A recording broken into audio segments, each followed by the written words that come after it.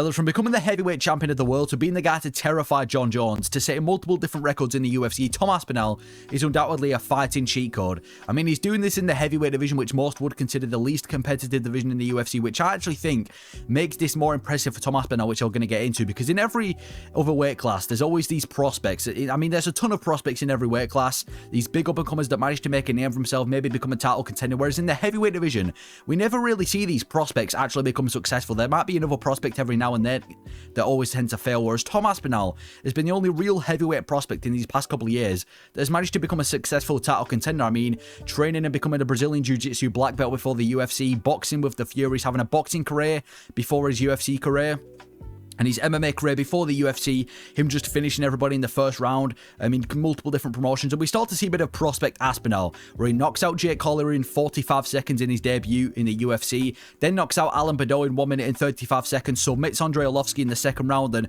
imagine a prospect nowadays in the heavyweight division was to get 3 finishes outside the UFC and they still wouldn't be ranked. And by the way, this was when Aspinall was still chubby. He was like a modern day chubby heavyweight. He wasn't athletic and in shape like he is nowadays. And you look at today's biggest heavyweight prospect, the bar has dropped. I'd say the 2 biggest prospects are Mario Pinto and Talishan Teixeira, but Mario Pinto lost a round to Austin Lane. Talishan Teixeira's only had 1 win against Justin Tafa, and he's managed to make it into the rankings and call himself a prospect. And you look at every other champion as well in the UFC and how they've done against the rest of their weight class. They might have a couple of wins in the top 10, that, you know, is why they're the champion, but Tom Aspinall isn't even an undisputed champion, and he's done a better job at clearing out the top 10 of his division than some other champions have in the UFC. 5 top 10 wins.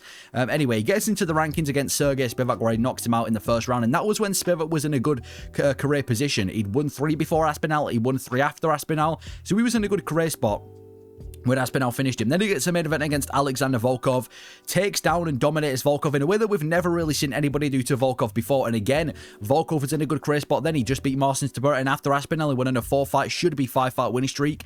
Then he faces Curtis Blades in the main event and obviously has that massive injury, which some would say ruined a bit of his career, but I actually think the injury was the best thing to happen to Tom Aspinall. I mean, if we look at pre-injury and post-injury Aspinall has been on a completely different level, and with most fighters, when they come back from an injury, they don't really tend to be, they don't really tend to recover. They're never 100% after an injury. They're always a little bit kind of flawed. And this is bearing in mind that pre-injury Aspinall was still an absolute machine, finishing everybody in the UFC, looking like a potential another champion. So for a post-injury Aspinall to be even better than this is only going to be more impressive. And he gets this heavyweight gym together. He puts together a heavyweight gym.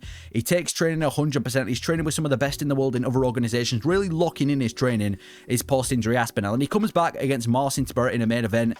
Absolutely just flatlines Marcin Tybura in the very first round in just over a minute. And again, Marcin Tybura wasn't even in a bad career space as well. He'd won 7 out of his last 8 at the time of fighting Tom Aspinall. And even after Aspinall, he went and finished Tata Uivaza.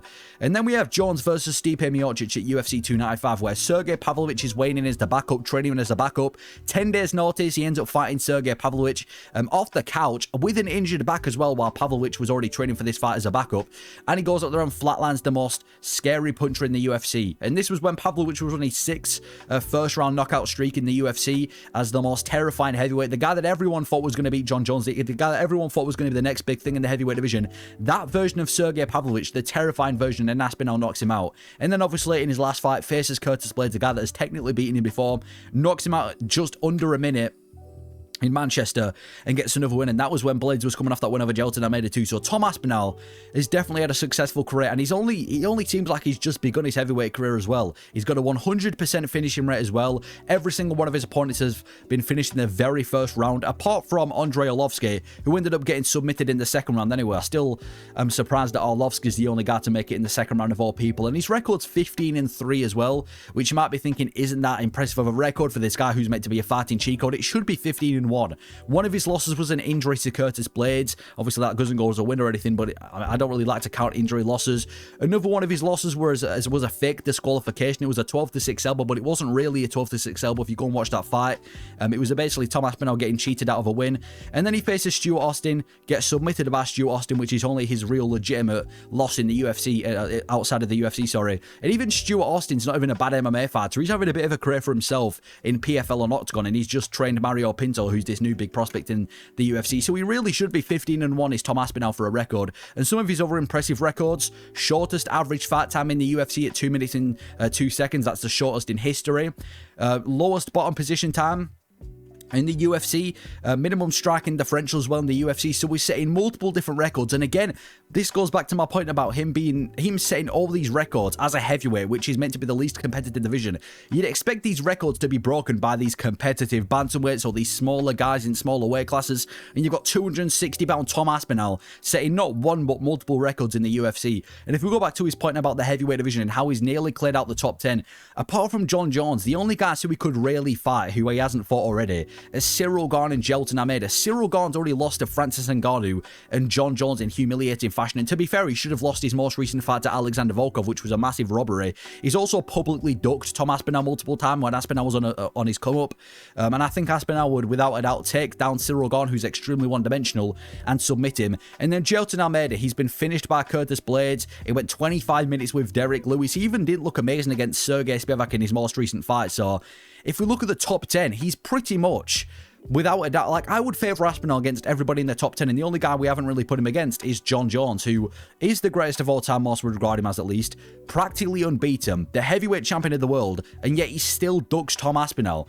And if we look at the whole Jones-Aspinall timeline, Jones submits Cyril Gane at UFC, I think it was 285, and then in March 2023, Rockstar Mike calls out Stipe Miocic, and at this time, Tom Aspinall had the fight booked with Marcin Tiberius, so Aspinall wasn't like a top contender at the time. Then we go to November 2023 when Aspinall's the interim champion. Fast forward to July 2024 when Tom Aspinall's now defended his interim belt, and we see Jones versus Stipe Miocic still get booked for the heavyweight belt, which was atrocious. And then you've got Jon Jones, who's, calling out Alex Pereira for a successful fight, but he's still in intense negotiations just for a chance to fight Tom Aspinall, which just shows you Jones' state of mind when it comes to Aspinall. Before everyone says it's a pay-per-view business and he only doesn't want to fight Tom Aspinall because of the pay-per-views, first of all, Aspinall versus Jones, at least in my opinion, would be a top 10 pay-per-view in UFC history. That is a massive fight. I think it would sell a shit ton of pay-per-views. And on top of that, you've got Jon Jones calling out Derek Lewis and Jamal Hill. So it's obviously not about the whole pay-per-view factor, considering both of those guys would not sell as much pay-per-views as a fight with Aspinall would. And let's just take into account that a 38-year-old DC took on a 30-year-old Jones in his prime who was on steroids, but then you've got 38-year-old Jones who won't take on a 31-year-old clean Tom Aspinall in his prime and do the exact same as DC. So I just think with this whole Aspinall-Jones situation, it's funny how Jones is, just not even trying to make it discreet that he's ducking Tom Aspinall. And why does Jon not want the fight with Tom Aspinall? Is it because Tom Aspinall's not big of a draw? Is it because Tom Aspinall's not exciting? No, it's because Aspinall's a fucking cheat code and he smashes him to bits. Tom Aspinall is younger than Jones, faster than Jones, more active, more experienced in the heavyweight division, mentally clear. He's a better boxer, he hits harder, less pressure to win. Karma's on its way for Jon Jones. There are multiple reasons why Jones knows Aspinall beats him, and it would happen.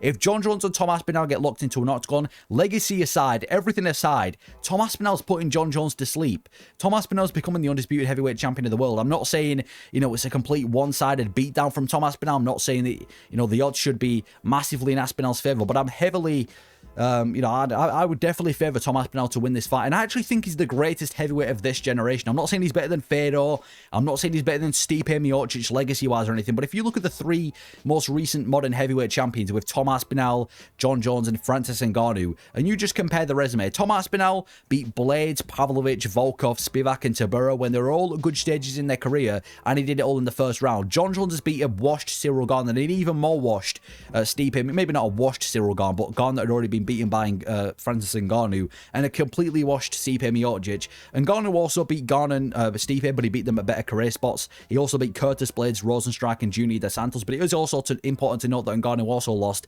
to Stipe and Derek Lewis. So it's really a comparison between Tom Aspinall and Francis Ngannou at this stage, and whoever you want to pick. And I just feel like Tom Aspinall sticks out like a sore thumb in the heavyweight division, because in a division where you've got a lot of it being just pure flab, a lot of these undisciplined middleweights and light heavyweights making up most of the division, with a couple of guys at the top who have a very one-dimensional skill like a Cyril Gane or Jelton Almeida or Sergey Spivak.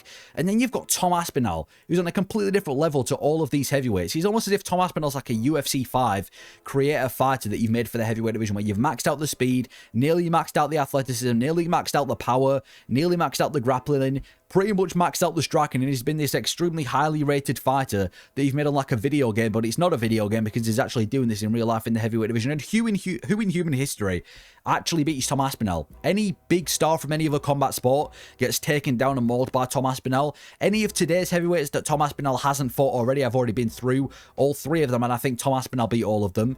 Any, you know, goated heavyweight like a Fedor or a Cain Velasquez or a Francis Ngannou, I think would put up a really competitive fight with Tom Aspinall, which is impressive to say that, because since, you know, like I said, Tom Aspinall hasn't even won the undisputed belt yet, and we're having these conversations. And any other big strongman or big whatever you want to say, any man in history, apart from maybe some of the modern or some of the greatest heavyweights, Tom Aspinall beats. So if you're a striker, Tom Aspinall's going to, you know, avoid anything on the feet, take you down, rugby tackle you, and get you in a submission. If you're a grappler, he's going to knock you out on the feet, defend the takedowns and knock you out. If you're a well-rounded guy, your fate stays the same. You're getting put to sleep by Tom Aspinall is going to knock you out. Even Alex Pereira, who's seen as, you know, one of the most dangerous fighters in the UFC, pound for pound top 3, would easily get rugby tackled and submitted by Tom Aspinall in his own words. If you were to combine the striking of Cyril Gane, the grappling of Jelton Almeida, the power of Sergey Pavlovich, the wisdom of Shamil Gaziev, and you would turn that into a hybrid fighter, Tom Aspinall would still beat them. That's how good Aspinall is.